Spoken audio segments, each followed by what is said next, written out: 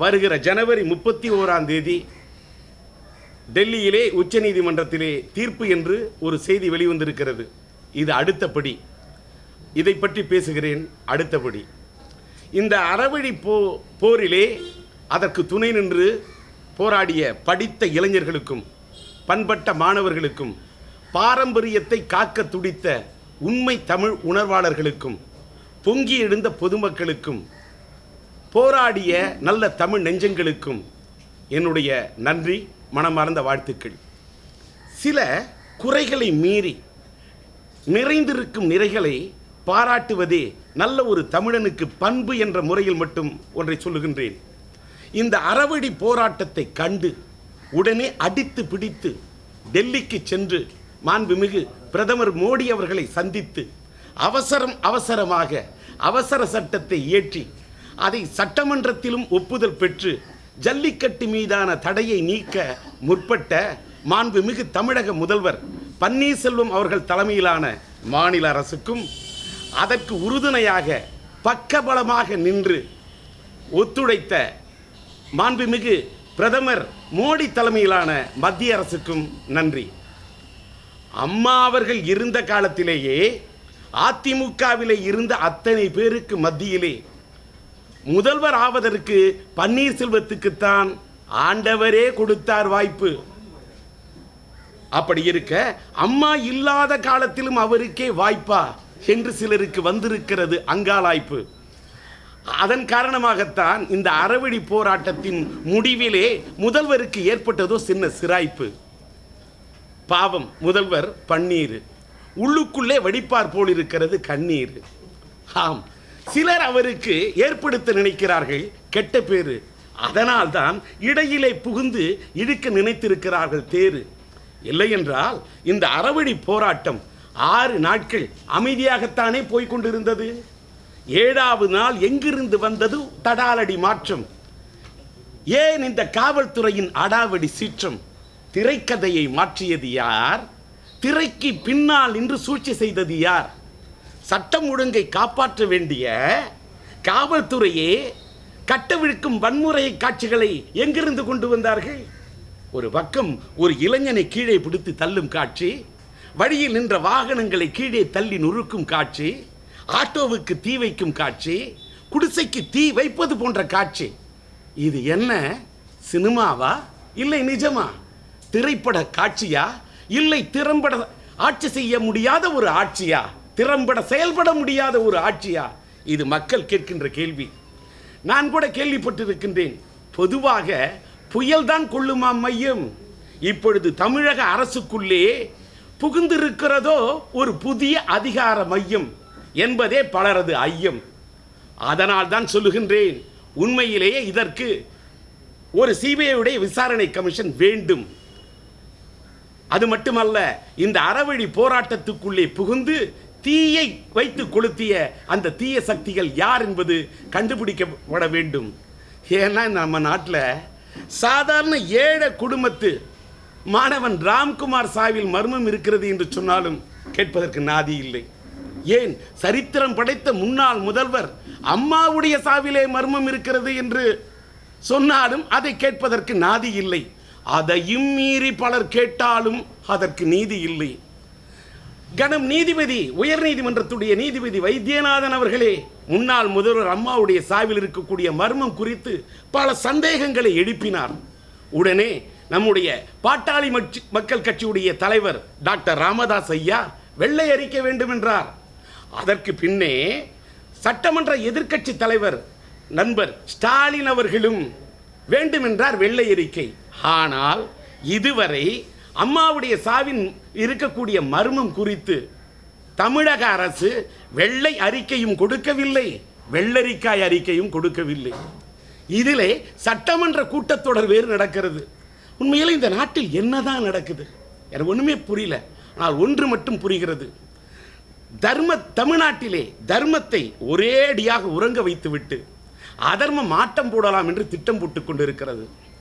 ஆனால் தர்மத்தின் வாழ்வு தன்னை சூது கவ்வும், பின்பு தர்மமே வெல்லும் என்று பாரதம் சொல்லுகின்றது. அந்த பழமொழியின் அடிப்படையில் தான் நல்லோரின் பாதங்கள் செல்கிறது. ஒரு ஆன்மீகவாதியாக ஒன்றை மட்டும் சொல்லுகின்றேன்.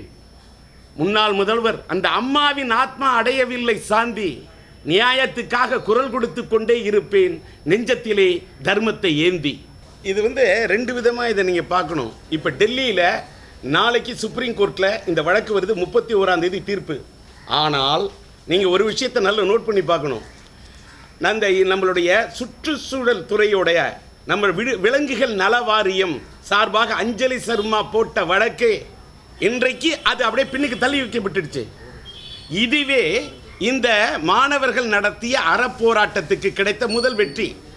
என்னன்னு கேட்டால், நீங்கள் கூட சில பேர் கேட்டாங்க, நீங்கள் எப்படி இப்போ செல்வர் கூட கேட்டார், நீங்கள் பன்னீர்செல்வம் ஐயாவுக்கு, அதாவது மாண்புமிகு முதல்வர், தமிழக முதல்வர் பன்னீர்செல்வத்துக்கு ஒரு பாராட்டு, மத்தியில் இருக்கக்கூடிய பிரதமர் மோடிக்கு பாராட்டு சொல்கிறீங்களா? பாராட்டு சொல்கிறதுக்கு என்ன காரணம்? சில குறைகளை மீறி நிறைகளை சொல்வது ஒரு தமிழனுடைய கடமைன்னு சொன்ன. என்ன 6 நாள் ஒரு போராட்டம், அறப்போராட்டம் நடந்திருக்கு சார். எந்த பையங்கள் மேல் ஒரு தூசு கூட விடாமல் அப்படி ஒரு பாதுகாப்பு கொடுத்த ஒரு தமிழ் அரசு அதற்கு பக்கபலமாக நின்றிருக்கிறது மத்திய அரசு. அதில் மாறுபட்ட கருத்து இல்லை.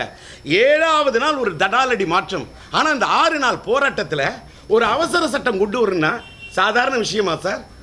எத்தனை துறை அதில் டிபார்ட்மெண்ட்டு, சுற்றுச்சூழல் துறை, அதில் பார்த்தீங்கன்னா வனத்துறை, இன்னொரு பக்கம் பார்த்தா சட்டத்துறை, இன்னொரு பக்கம் பார்த்தா உள்துறை, இதிலே சனி ஞாயிறு விடுமுறை.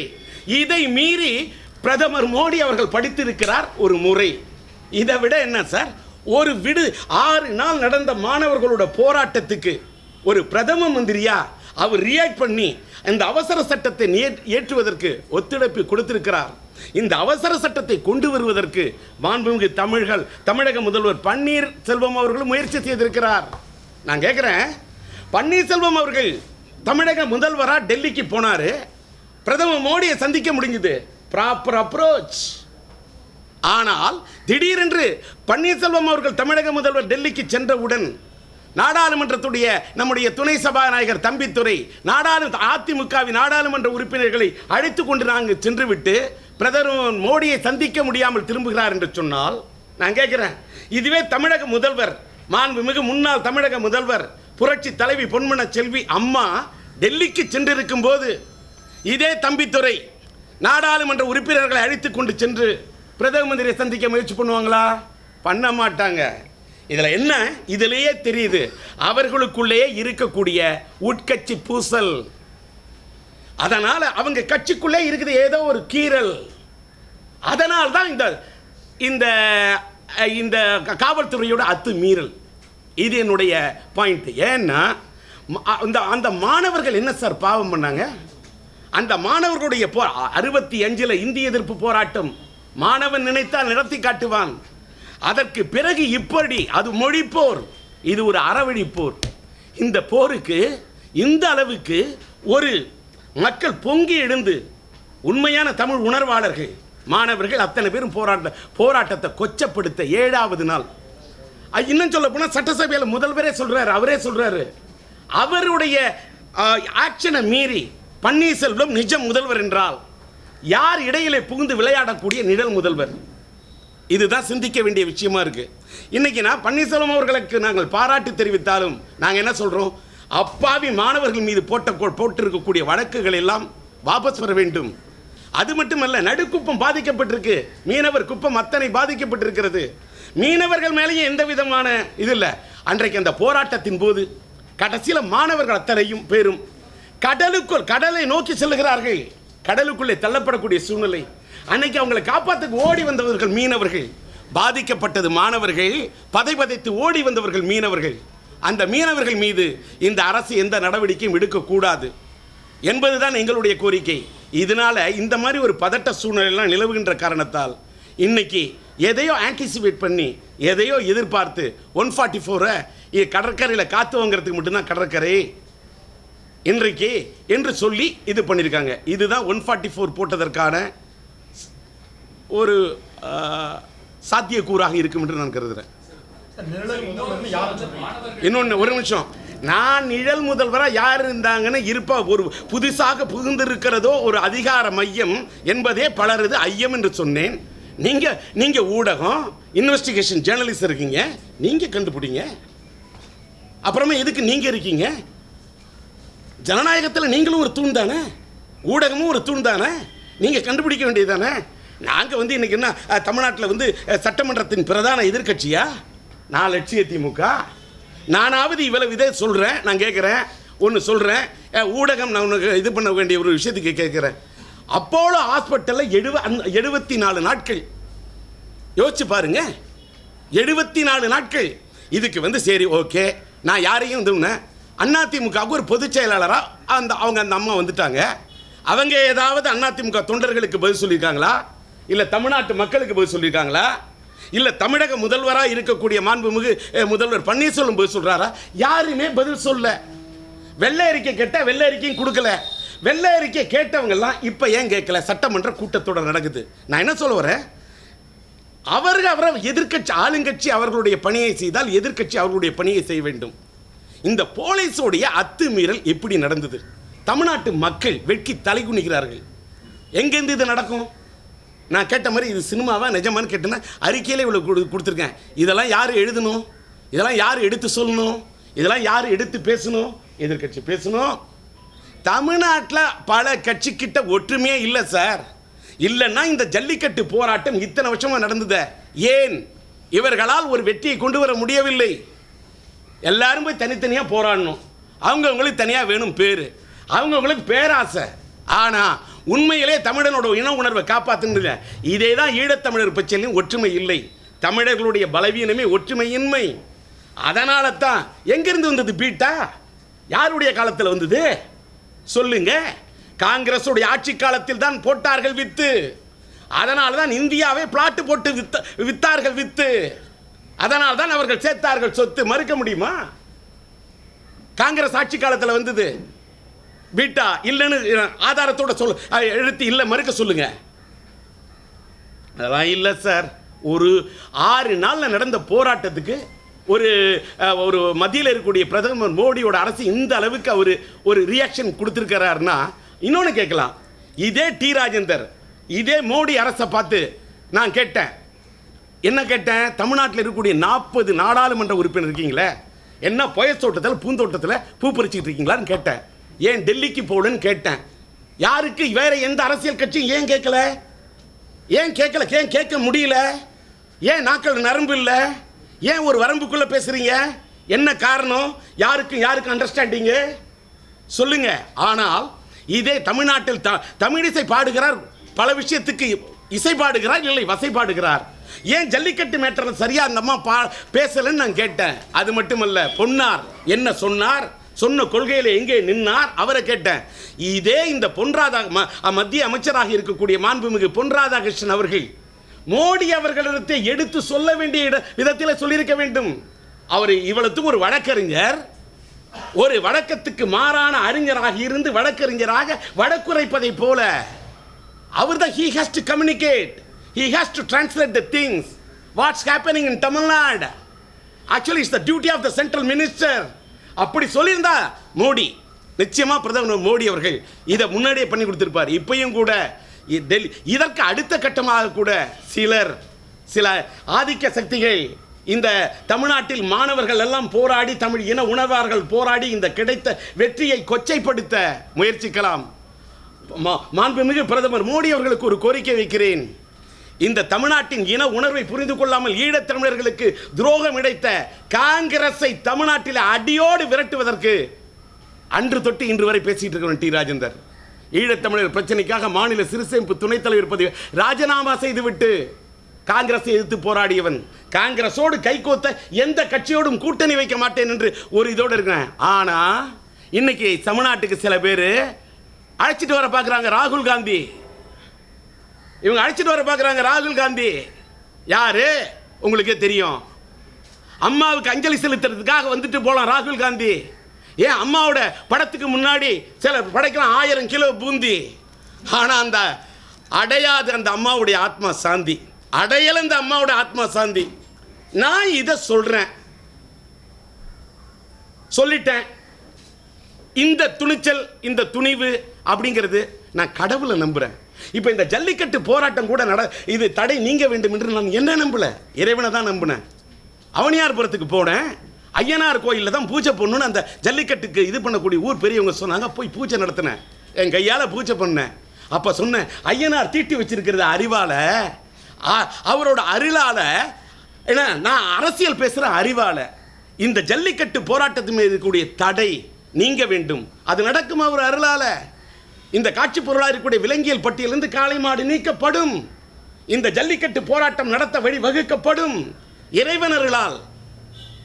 அங்கே இருக்கக்கூடிய உச்ச நீதிமன்றத்திற்குரிய தடை நீக்கப்படும், இறைவனர்களால் நடக்கும் அப்படின்னு நான் கடவுளை நம்புறேன். இப்போ கூட என்ன சொல்றேன், முதல் வரியே ஒரு வழியாக இறைவனர்களால் இந்த ஜல்லிக்கட்டு மீது இந்த தடை நீங்க இருக்கு, நான் கடவுளை நம்புறேன் சார்.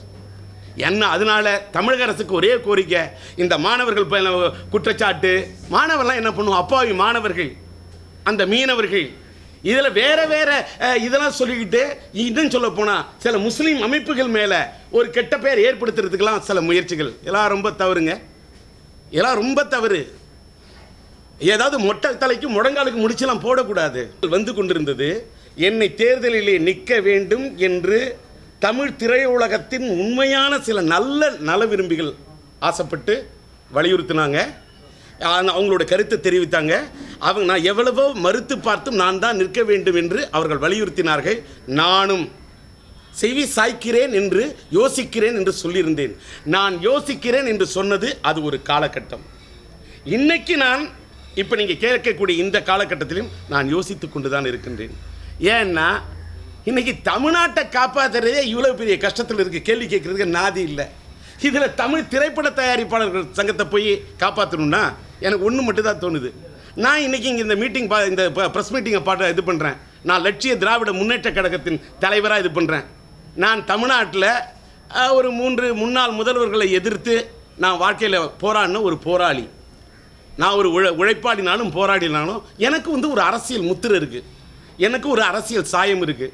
இந்த அரசியல் முத்திரையும் அரசியல் சாயமும் தமிழ் திரைப்பட தயாரிப்பாளர் சங்கத்துக்குள்ளே போனால் வேற கட்சி வேற ஒரு காழ்ப்புணர்ச்சியோடு இதை பார்ப்பாங்களே. இதை எப்படி என்னுடைய தமிழ் திரைப்பட தயாரிப்பாளர்கள் சங்கம் உண்மையான நல்ல தயாரிப்பாளர்கள் அவங்க என்னால் பாதிக்கப்பட வேணாம் அப்படின்னு யோசிக்கிறேன். ஆனால் நான் முடிவை சொல்லலை, அப்படின்னு யோசிக்கிறேன். இன்றைக்கி சாயங்காலம் கூட ஒரு அவசர கூட்டம் வச்சுருக்காங்க, அதில் போய் என் கருத்தை சொல்ல போகிறேன். என்னால் யாரும் பாதிக்கப்படாது. எனக்கு சோறு போட்டது சினிமா. நான் முதல்ல 1980 அறிமுகமாகி வந்ததே விடுதலை ராகம் படத்தில். சினிமா தான் என்னை வாழ வச்சுது. எனக்கு சினிமா தான் முதல் கட்சி. இது சினிமா தான் எனக்கு சோறு போட்ட கட்சி. என்னை வாழ வச்ச தெய்வம் சினிமா. அந்த தமிழ் திரைப்பட உலகத்துக்கு நான் இதை நல்லது செய்யணுங்கிறதுக்காக தான் அங்கே இதாகணும்னு நினச்சேனே தவிர எனக்கு பதவி ஆசையெல்லாம் கிடையாது சார். எல்லா காலகட்டத்திலையும் எல்லாம் நடந்துக்கிட்டே இருக்கும். அதை மட்டும் நீங்கள் நுண்ண இதை ஒரு வேறு மாதிரியாக சொல்கிறேன். தமிழ்நாட்டில் மறைந்துவிட்ட மக்கள் திலகம் பொன்மன செம்மல் புரட்சி தலைவர், புரட்சி நடிகர், அவருடைய இடத்தை திரைப்படத்தில் யாராவது நிரப்ப முடியுமா அப்படின்னு தான் நினைச்சோம். உண்மையில் நிரப்ப முடியாது. அதே மாதிரி அதை நடிகர்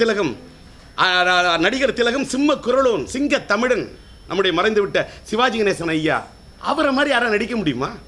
அவர் மறைஞ்சிட்டாரு. அதற்கு பிறகு ஐயோ சினிமா உலகமே அவங்களுக்கு ஒரு இடம் இருக்குன்னா அந்த இடம் வேற. ஒரு மக்கள் திலகம் எம்ஜிஆர் தான், மறைந்துவிட்ட ஒரே ஒரு நடிகர் திலகம் சிவாஜி தான். அந்த இடத்தை யாரும் நிரப்ப முடியாத தவிர நிரப்ப வேண்டிய இடத்தை நிரப்ப வேண்டிய விதத்தில் இறைவன் நினைச்சா எல்லாமே நடக்கும். மனிதர்கள் நினைப்பதெல்லாம் நடக்காது, இறைவன் கணிப்பது மட்டுமே நடக்கும். தேங்க்யூ, நன்றி.